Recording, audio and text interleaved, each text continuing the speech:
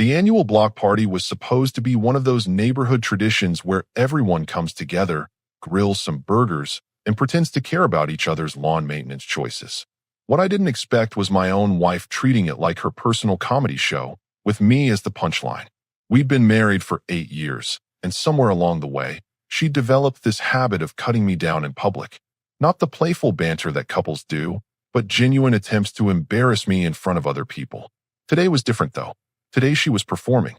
"Oh, you should see what he wore to our anniversary dinner last month," she announced to a group of neighbors gathered around the Hendersons' new patio set. "I told him to dress nice, and he shows up looking like he's going to coach Little League." The neighbors gave those awkward laughs people make when they're witnessing something uncomfortable but don't know how to escape. I was standing right there, holding 2 plates of potato salad, watching my wife treat our marriage like material for a roast. "Honey, that was a nice restaurant," I said calmly, setting the plates down. "I wore a button-down and slacks. Same outfit you complimented me on last week." She rolled her eyes dramatically. "See? He can't even take a joke. Everything has to be so serious with him." But here's the thing, I wasn't angry. I was observing. Watching her perform this little show, seeing how desperate she was for laughs at my expense, and wondering when exactly my wife had decided that respect was optional in our marriage. The afternoon continued like this.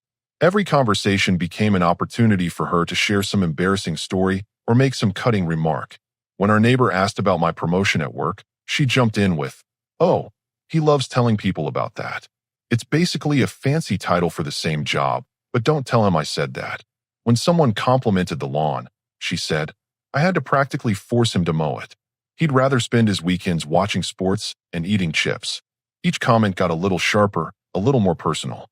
She was feeding off the attention, the nervous laughter, the way people looked at me with that mixture of pity and secondhand embarrassment. I kept my mouth shut and my expression neutral. Years of dealing with difficult clients had taught me the value of staying calm when someone's trying to provoke a reaction. The more composed I remained, the more desperate her performance became. "You're being awfully quiet," she said, sidling up to me near the beverage table. "What's wrong? Can't handle a little teasing?" "I'm just listening," I replied, "learning a lot about what you really think of your husband." She laughed, but it sounded forced now. "You're being dramatic. Everyone knows we're just joking around." But we both knew that wasn't true. This wasn't joking around.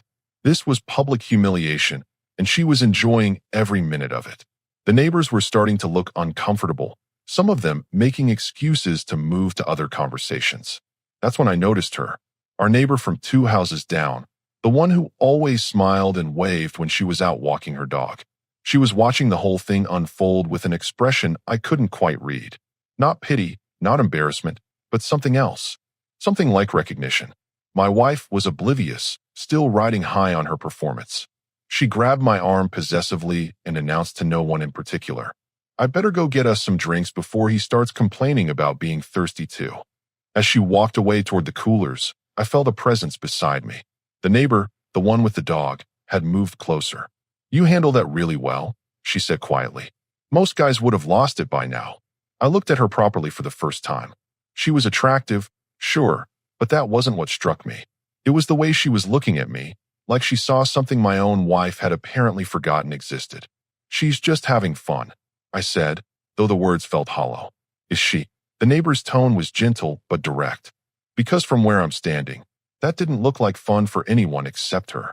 Before I could respond, my wife was heading back, carrying 2 red plastic cups and wearing that satisfied expression she got when she felt like she'd successfully entertained a crowd. She had no idea that her performance had been witnessed by someone who saw it for exactly what it was. The party continued, but something had shifted. I found myself paying attention to different things. The way people's conversations died when we approached. The uncomfortable silences that followed her jokes. The way that neighbor, the one with the dog, kept glancing over at us with that same unreadable expression.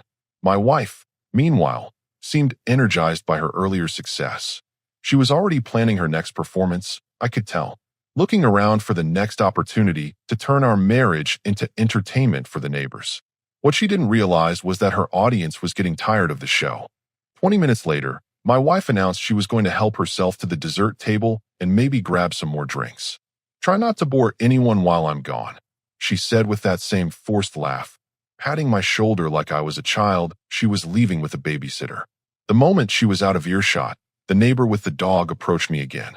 Up close, I noticed she had this confident way of moving, like someone who knew exactly what she wanted and wasn't afraid to go after it.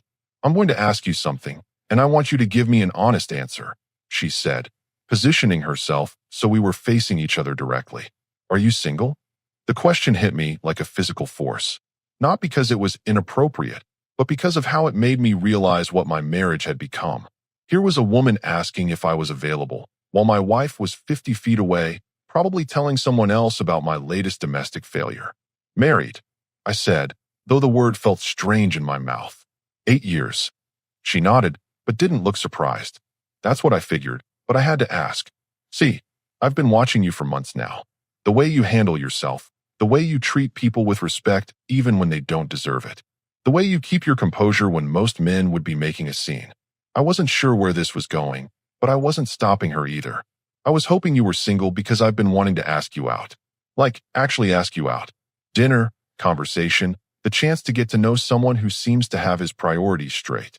The directness of it was refreshing. No games, no hints, no dancing around the subject. Just honest interest from someone who saw something in me that my own wife seemed determined to destroy. That's a hell of a compliment, I said. But like I said, I'm married. I know you are, and I can see how well that's working out for you. Before I could respond, she continued, Look, I'm not trying to break up anyone's marriage, but I am trying to understand how a woman can have a man like you and spend her time making him look small in front of the neighbors. It was a fair question, one I'd been asking myself for the better part of 2 years. She wasn't always like this, I said, though even as I said it, I wondered if that was true or if I'd just been better at ignoring it back then. People don't usually change overnight, she replied. Sometimes we just start paying attention to things we used to overlook. That's when I saw my wife heading back, carrying a plate of brownies and scanning the crowd until her eyes landed on us. Even from a distance, I could see her expression change. The social smile disappeared, replaced by something sharper, more calculating. Incoming, I said quietly. The neighbor followed my gaze and smiled. Not a nervous smile or an apologetic one, but the kind of smile someone wears when they're perfectly comfortable with who they are and what they've just said. My wife approached with that forced casualness people use when they're trying to appear unbothered by something that's clearly bothering them. Well, she said, setting the plate down on the nearby table with more force than necessary. Making new friends? Just talking, I said. About what? The question was directed at me, but her eyes were locked on the neighbor. Actually, the neighbor said, stepping forward slightly, I was just telling your husband what an impressive man you married. The way he handles himself, his composure under pressure. You're a lucky woman. The compliment was delivered with perfect sincerity, but I could hear the subtext. It was a test, seeing how my wife would react to someone praising the man she'd spent the afternoon tearing down. My wife's smile became even more strained. Oh, he has his moments, I suppose. I imagine he has many moments, the neighbor replied smoothly. Must be nice to have someone so stable and respectful, right? My wife said, the word coming out clipped. Stable. That's definitely the word I'd use. The tension was palpable now. 3 people standing in a triangle, each one perfectly aware of what was really being discussed. My wife was realizing that her performance had been witnessed by someone who wasn't buying the act. The neighbor was making it clear that she saw value where my wife saw comedy material, and I was standing between them, understanding for the first time in years what it felt like to have someone see me as something other than a target. Well, my wife said, grabbing my arm with unnecessary force, I think we should probably mingle. Lots of neighbors to catch up with. Of course, the neighbor said. It was nice talking with both of you. Really enlightening. As my wife pulled me away, I caught the neighbor's eye one more time. She gave me a small nod, like she was saying I see you. Not the man your wife wants everyone to think you are, but the man you actually are. The rest of the party felt different after that. Every joke my wife made at my expense, every little dig disguised as playful banter, felt amplified. Because now I knew what it looked like from the outside. Now I had a reference point for what respect actually looked like. And my wife? She seemed to sense that something had shifted, though she couldn't quite put her finger on what. She kept glancing back toward where the neighbor had been, her performance becoming more aggressive, more desperate. What she didn't realize was that the audience she really needed to worry about was the one standing right next to her, the one who was finally paying attention. For the next hour, my wife's behavior escalated. Every conversation became an opportunity to reference our earlier interaction with the neighbor.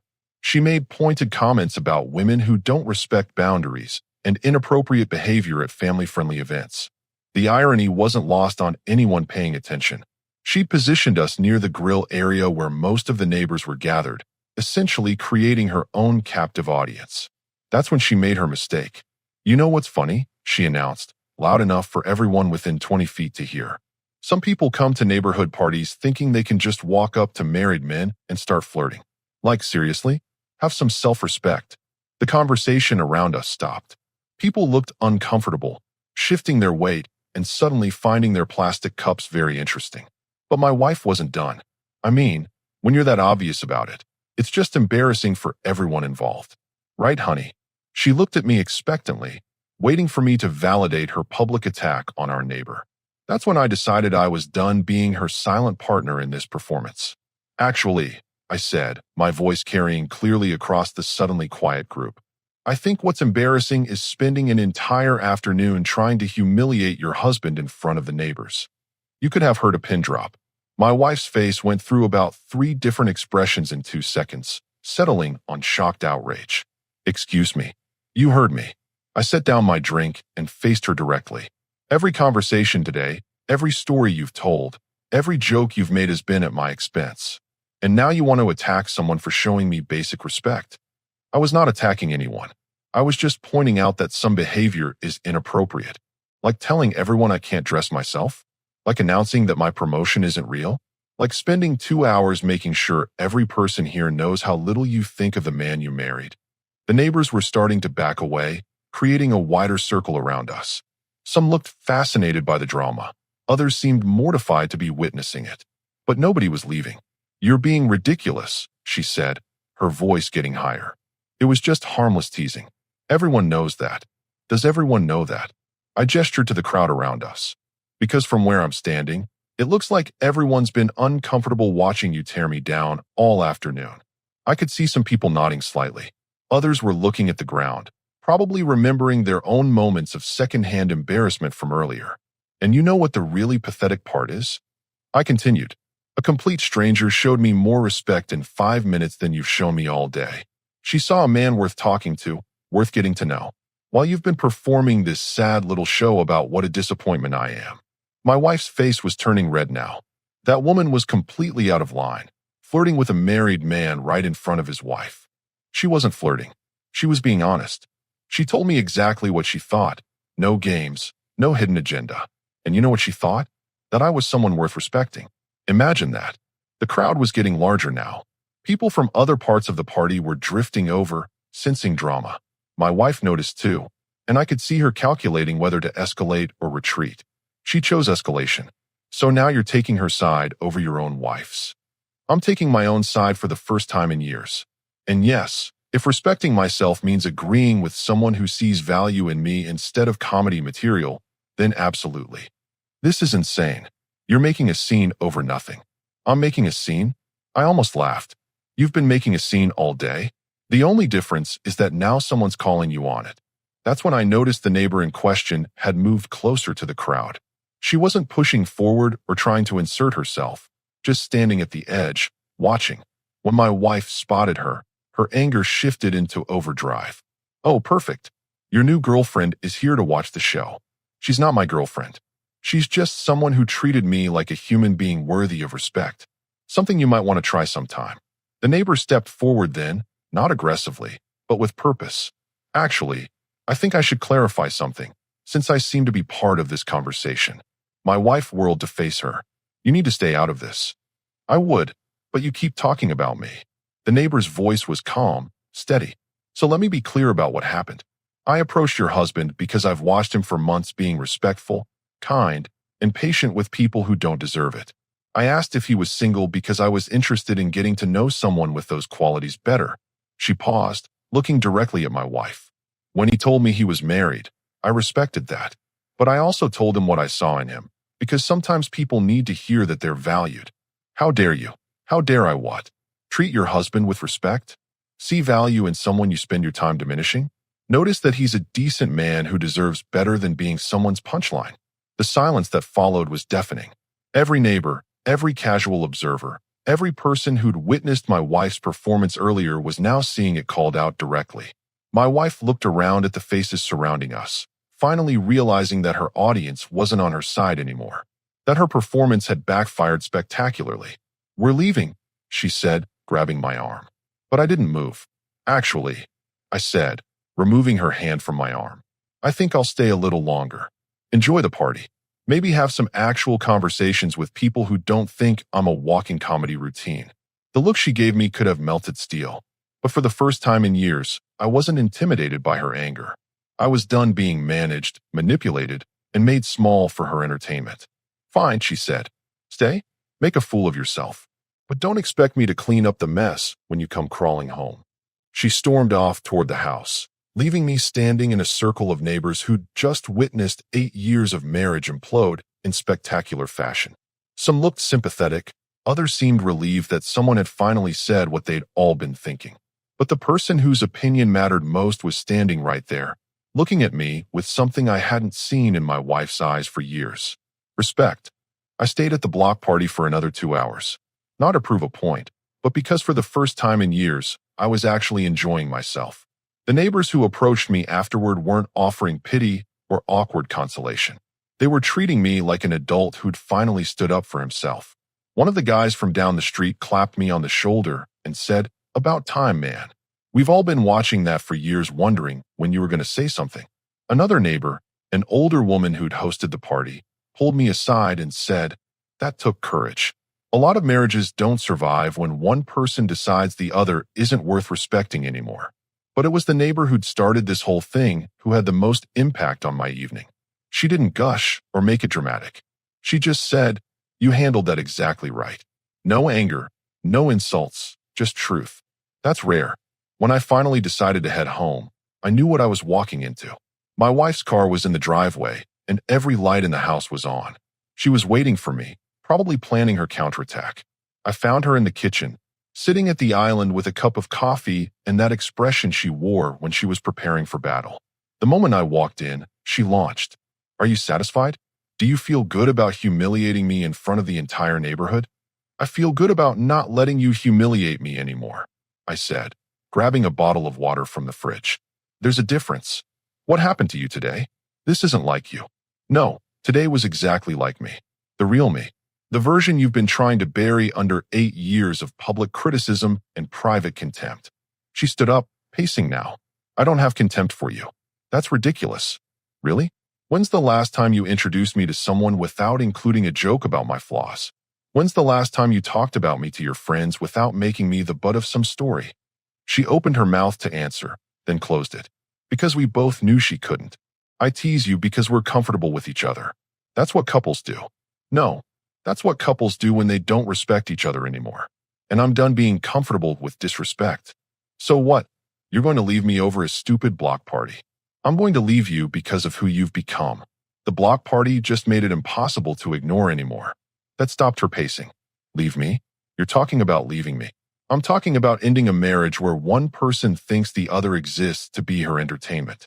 Where I'm supposed to smile while you tear me down and pretend it's affection. You're overreacting.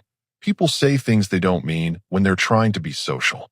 For 2 hours, every conversation, every story, every joke at my expense was just being social." She sat back down, and I could see the calculation in her eyes, trying to figure out how to spin this, how to make me the unreasonable one. "Look, maybe I went a little overboard today, but you completely embarrassed me in front of everyone, taking that woman's side, making me look like the villain. You made yourself look like the villain. I just stopped pretending you weren't one." That's a horrible thing to say. It's an honest thing to say. And after today, I'm done saying anything that isn't honest. I walked toward the stairs, but she followed. "Where are you going?" "To pack some things. I'll be staying at my brother's for a while." "You can't be serious. You're going to blow up our marriage over one bad day."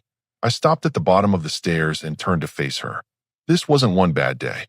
This was 8 years of bad days that I finally stopped making excuses for. We can fix this. We can go to counseling. We can work through whatever problems you think we have. The problem isn't that we fight or have different opinions or need better communication. The problem is that you don't respect me, and you can't counsel someone into respecting their spouse. That's something they either do or they don't. I do respect you. No, you don't. And the proof isn't what happened today. The proof is that you still don't understand why what happened today was wrong. She followed me upstairs, continuing to argue, to justify, to minimize. But I wasn't listening anymore. I was packing a suitcase with the methodical efficiency of someone who'd already made their decision. You're throwing away 8 years because of one conversation with some neighbor you barely know? I'm ending 8 years because of what that conversation made me realize about my own life, about what I've been accepting, about what I deserve. And what exactly do you think you deserve? I stopped packing and looked at her directly. Someone who's proud to be married to me instead of embarrassed by me. Someone who builds me up instead of tearing me down. Someone who sees me as a partner instead of a punchline. I never said I was embarrassed by you. You didn't have to say it. You spent an entire afternoon showing everyone exactly how you feel about your husband. I closed the suitcase and headed for the door. She grabbed my arm, the same possessive grip she'd used at the party. Don't do this. Don't throw away our marriage because you're angry about one stupid party. I removed her hand gently but firmly. I'm not angry about the party. I'm grateful for it. It showed me what I've been missing, what it feels like to be seen as someone worth respecting. By some random woman who doesn't even know you. By someone who looked at me and saw value instead of flaws. Who saw strength instead of weakness. Who treated me like a man instead of a child she has to manage. I walked down the stairs with her following behind, still talking, still trying to convince me this was an overreaction. But my mind was made up. Had been made up the moment I realized that a stranger's respect felt foreign because I'd forgotten what it was like to receive it at home. At the front door, I turned back one last time. When you figure out why treating your husband with contempt isn't love, call me. Until then, I'll be remembering what it feels like to be around people who actually like me. I walked out to my car, put the suitcase in the trunk, and drove away from 8 years of accepting less than I deserved. In my rearview mirror, I could see her standing in the doorway, probably still trying to figure out how this had become my fault. But I wasn't looking back anymore. I was finally looking forward. 3 days later, I was sitting in a law office downtown, signing papers that would officially end my marriage. My brother had recommended the attorney, a straightforward woman who didn't waste time asking if I was sure about my decision. She took one look at me and said, "You seem like someone who's thought this through." I had. Those 3 days at my brother's place had given me clarity I hadn't felt in years. No walking on eggshells, no bracing for the next cutting remark, no wondering what version of me would be presented to the world that day. Just peace. My phone had been buzzing constantly. Text after text from my wife, ranging from angry to pleading to manipulative. The pattern was predictable. First, she tried anger. "You're being childish and dramatic." Then came the bargaining. "I'll change. We can work this out." Finally, the guilt trips. "After everything I've done for you, this is how you repay me?"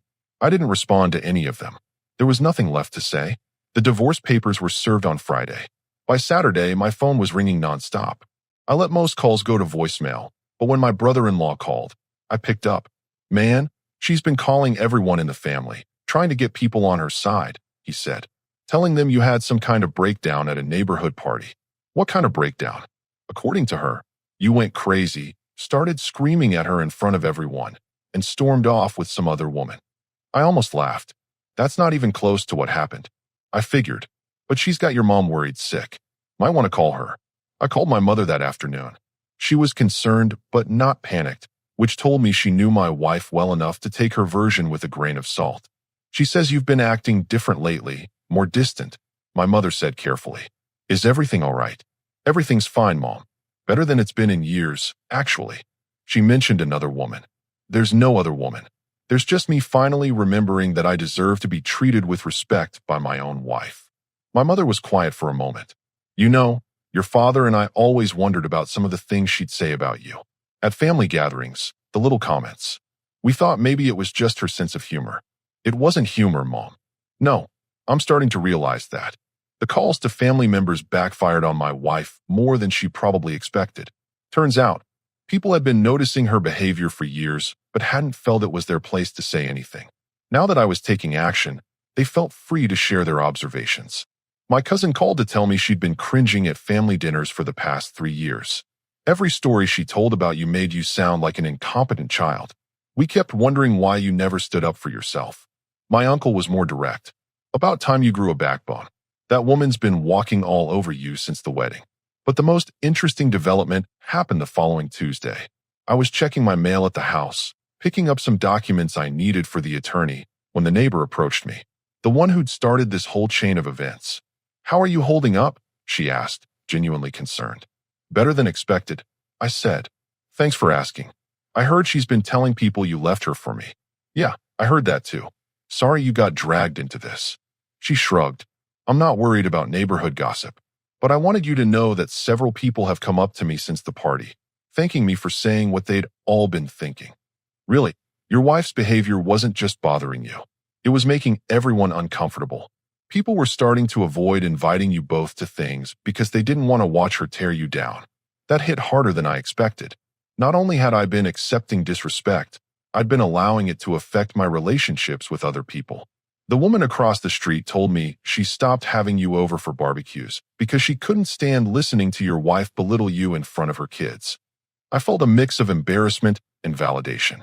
Embarrassment that it had gotten so bad that people were avoiding us. Validation that I wasn't crazy for thinking the behavior was unacceptable. "Anyway," she continued, "I just wanted you to know that you did the right thing. And if you ever want to have that conversation we started at the party, when things settle down, I'd still be interested." She walked away before I could respond, leaving me standing there with my mail and a strange sense of possibility I hadn't felt in years.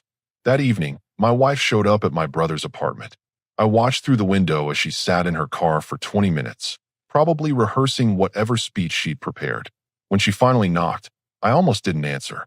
"We need to talk," she said when I opened the door. "No, we don't. We need to get divorced. That's what lawyers are for. This is ridiculous. You're throwing away our entire life together because I hurt your feelings at a party.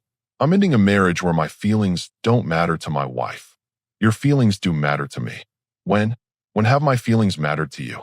When you were making jokes about my appearance? When you were telling strangers I was incompetent? When you were treating our marriage like comedy material?" She tried a different approach. "Look, I know I can be critical sometimes, but it's only because I want you to be the best version of yourself." "The best version of myself according to who? You? Because the person I am right now, the one who won't tolerate being disrespected, this is the best version of myself I've been in years. You're different. Harder. This isn't who you used to be. You're right. I used to be someone who accepted being treated poorly because I thought that was what marriage required. Now I'm someone who knows better." I started to close the door, but she put her hand out to stop it. "What if I promise to change? What if I go to therapy, work on myself, learn to communicate better? Then you'll be a better person for your next relationship. This one is over.